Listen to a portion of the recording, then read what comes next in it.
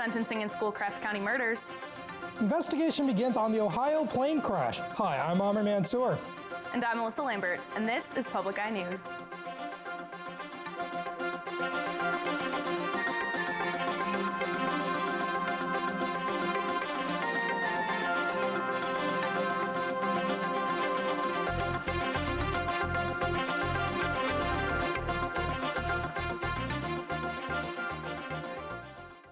The man who pleaded guilty in the triple murder case in Schoolcraft County was sentenced Thursday.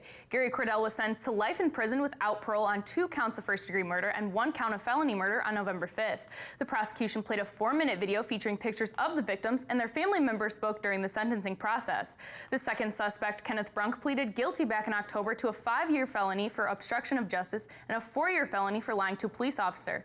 Other charges against Brunk were dropped in exchange for testimony against Cordell. A Kingsford man pleaded guilty on 2 of 8 probation violations against him Wednesday. Jonathan Vivian pleaded no contest to attempted human trafficking and failing to register as a sex offender. He also admitted to having contact with a minor in September and October and to falsifying a report with his probation officer. The other 6 violations were dismissed, but he will still serve 2.5 more years in prison than when he was originally convicted. Vivian will be sentenced on December 11th in Dickinson County Court, where he faces up to 5 years in prison. Escanaba Upper Elementary School had a special Veterans Day assembly yesterday. As part of the assembly, 3 veterans, each from a different war, gave speeches on the 500-plus student body. Students learned about the experiences the veterans faced while serving overseas. 2 of the veterans present were relatives of students in the elementary school. Students also watched videos on events covered in their textbooks. In addition to honoring them, we thanked them for the time they gave to Escanaba students yesterday. And yesterday only got better for Escanaba when a mobile food pantry distributed goods to nearly 300 families. An amazing 10,500 pounds of food was collected by the food bank, and distribution started early at 9 a.m. for the excessive amount of people there. Escanaba Public Safety partnered with the West Michigan Food Bank to make all of this possible. The next stop for the mobile food bank will be tomorrow at Hannahville Indian School at 11 a.m. Waves on Lake Michigan are expected to increase by 16 feet by Friday morning as part of increasingly heavy winds blowing in the southern half of lower Michigan. The gusts are expected to reach 45 to 50 miles per hour in the lower southern third of the state for a 24-hour period beginning Thursday at noon. The highest waves will occur from Grand Haven to Saugatuck, where Lake Michigan is the widest. The Kalamazoo, Jackson, Ann Arbor, Detroit, and Coldwater areas could have an isolated brief wind gust as fast as 60 miles per hour. The chance for damaging winds should be over by noon on Friday, but it could bring a cold rain and possibly snow along with it. Don't fret too much about it. The temperature is supposed to hit the 50s all over Michigan by Monday. And on Tuesday, Governor Rick Snyder signed a new series of road funding laws that will raise taxes by $600 million a year and eventually another $600 million in state spending.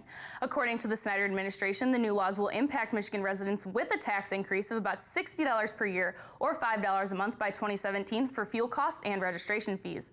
People who own multiple cars, drive more miles, or have less fuel-efficient vehicles could be hit the hardest with the increase. Michigan's current 19-cent per gallon gas tax is below the national average, but with the new 7.3 cent per gallon increase, the state will be the 13th highest in the nation without sales tax. And stay tuned, because after the break, we'll be back with your national and international news. Next time on PBS Arts. I want a life in this business. That's all I've ever wanted. It's the story of Moss Hart's first steps into the world of theater, revealing how his Broadway dream came true. I don't know how I could have been so stupid. The scene really works now, doesn't it? No. Enjoy Tony Shalhoub in a show that captures the magic of the stage. Live from Lincoln Center presents Act 1. Friday evening at 9 on Public TV 13. And welcome back. Ohio officials have begun searching the wreckage of a plane crash that occurred in Akron on Tuesday. Investigators hoped to find some explanation for the crash, which happened when the plane hit an apartment near the small airport. Interestingly, no distress call was made by the plane prior to the crash, which killed 9 people, including the 2 pilots. Investigators have surveillance footage of the crash, and a forensic science team has been dispatched to the site. More information is expected soon. And Republicans are struggling to deal with a controversial issue, while Democrats are looking up at one candidate. Craig Boswell has more details from Washington. You're going to have a deportation force, and you're going to do it humanely. Donald Trump's known for wanting to build a wall along the border, but his deportation force comment has further deepened the divide within the Republican Party on how to deal with the immigration issue. It's just not possible.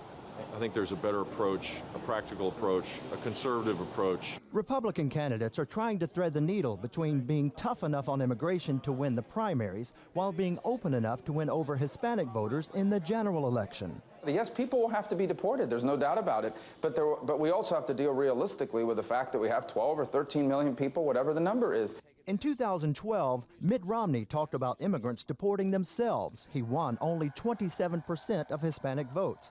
Some candidates say the deportation language could yield similar results. If this is the message of the Republican Party come next fall, that we're going to go and round these people up and ship them out, I got to tell you, I'm the governor of Ohio. I don't think you win Ohio with that kind of a message. Hillary Clinton went on Twitter to call Trump's deportation force absurd, inhumane, and un-American. Clinton is likely to be the Republicans' opponent. A new CBS News poll out Thursday morning shows her with 52% support among those polled, well ahead of Bernie Sanders and Martin O'Malley.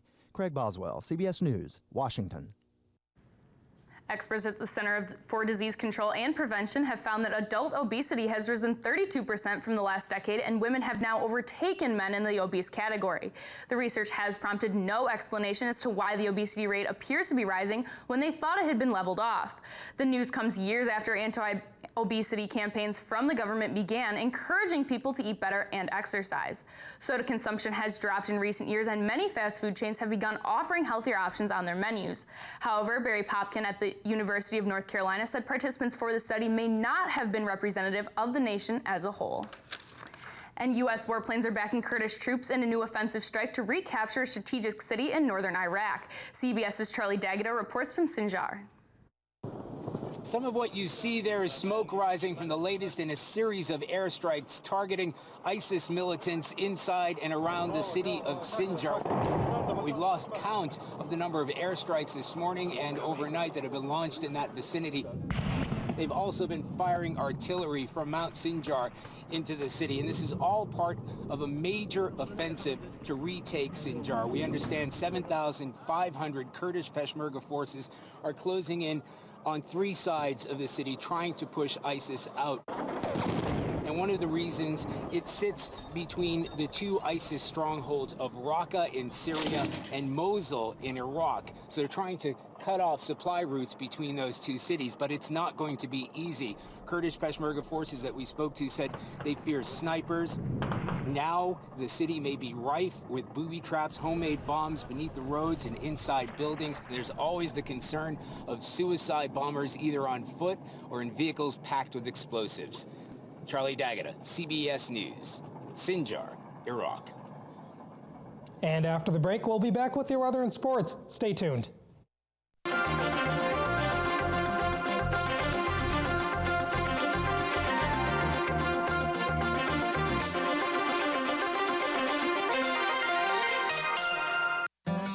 Beneath Tennessee's Cumberland Mountains lies one of the world's most magical musical adventures. It's Bluegrass Underground.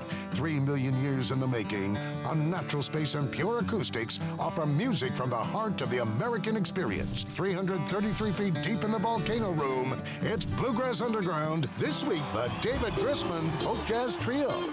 A little bit bluegrass, a little bit underground.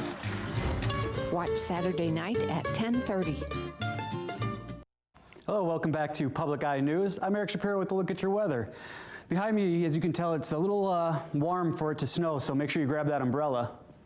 Currently, it's cloudy with a temperature of 47, winds northwest at 13 miles an hour, and a barometric pressure of 29.23 inches and rising. Tonight, we'll see some rain, possibly some snow, with a low of 34, winds northwest at 18 miles an hour. Tomorrow, we'll have some snow with a high of 33 and winds north-northwest at 23 miles an hour. And it's fairly cloudy across the UP with a few pockets of rain. Here in Sault Ste. Marie, it's 46 with some rain. Manistee is 50. Escanaba is 48, is same with Menominee. In Iron Mountain, it's 46. In Ironwood, it's 39 and raining. In Houghton, it's 43. And back here in Marquette, it's cloudy and 47. So let's take a look at your weather ahead. Saturday will be a high of 51 and a low of 37, partly cloudy. Sunday will be a high of 56, low of 42, and sunny. Monday will be a high of 52, 43, and mostly cloudy. Well, it looks like we're going to have some little bit of weather this Friday, so I wish the Wildcats safe travels. Yeah, and they only have one game left of the season. Good luck. The Northern Michigan Wildcats will play their final game of the season as they travel to Ohio to face the Findlay Oilers on Saturday.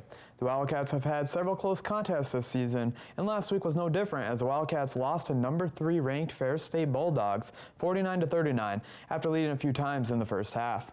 The last 2 times the Wildcats and Oilers met, the Wildcats have won, including a commanding 66-38 victory last season. With a win on Saturday, the Wildcats would secure their best overall finish since 2009. Kickoff for Saturday's game is at noon. There's a lot of uncertainty as to where the Detroit Lions will be next year, including who will be left for the Lions to rebuild with. That includes Detroit star wide receiver Calvin Johnson. Johnson has been the cornerstone of the Lions franchise since they drafted him in 2007 as a 2nd overall pick of the draft. His numbers have been dropping, though, over the last 2 seasons, and this season looks like it'll be no different. The new GM of the Lions' first decision will be whether or not Matthew Stafford is the quarterback for the Lions, but after that, whether or not Johnson's future is to remain in Detroit will have to be determined. The Russian Track Federation plans to partially admit to the charges pressed against it by the World Anti-Doping Agency Commission to avoid an Olympic ban. The country is battling claims saying that its athletes use performance-enhancing drugs, and its officials helped cover up the obstructed tests. Vadim Zelishnok, the Federation's acting president, said Thursday that Russia has already prepared a response to them, and the Federation plans to meet on Friday on whether or not to suspend Russia. Even if Russia's track and field team is banned, the sports minister Vitaly Mutko told AP that the country has no intentions of boycotting the Olympics and is trying to appeal the ban of the clean athletes. So, what are you doing for Thanksgiving break?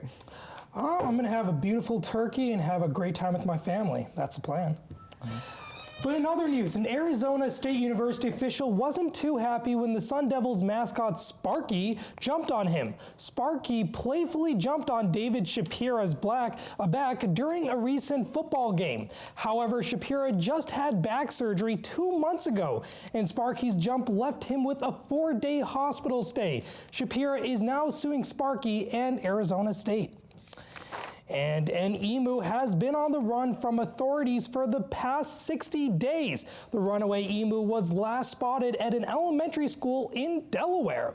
When spotted, the school went on lockdown to hide from the emu. Police have been given authority to shoot the emu if people are at risk. Would you ever do that? I don't think I'd have the courage to shoot, hurt an emu. Those things are beautiful, right? Yeah, but they are pretty, are they vicious? Yeah, they're mean. big, too. They're big. I never actually have seen one. What are you guys doing for Thanksgiving break? Well, any plans? In the area. You're gonna stay in the area? Yeah. What's your favorite Thanksgiving dish? I've been thinking about that. Obviously, there's a turkey, but I love cranberry sauce. What about you? Homemade cranberry sauce. Homemade cranberry sauce. What about you, Alyssa? I'm a pumpkin pie person all the way. Oh, that's going all the way to dessert, though. Okay, all right, that's fine. Will? Stovetop stuffing. That's like a whole category. I love stovetop stuffing. Would you like? Oh, the stuffing? Yeah. Well, that goes well with the turkey, though, right? Okay. Well, looks like we'll have a good Thanksgiving break, though, right? Mm-hmm. Yeah. Well, looks like that's all the time we have for our Public Eye News. Thanks for tuning in, and we'll see you tomorrow.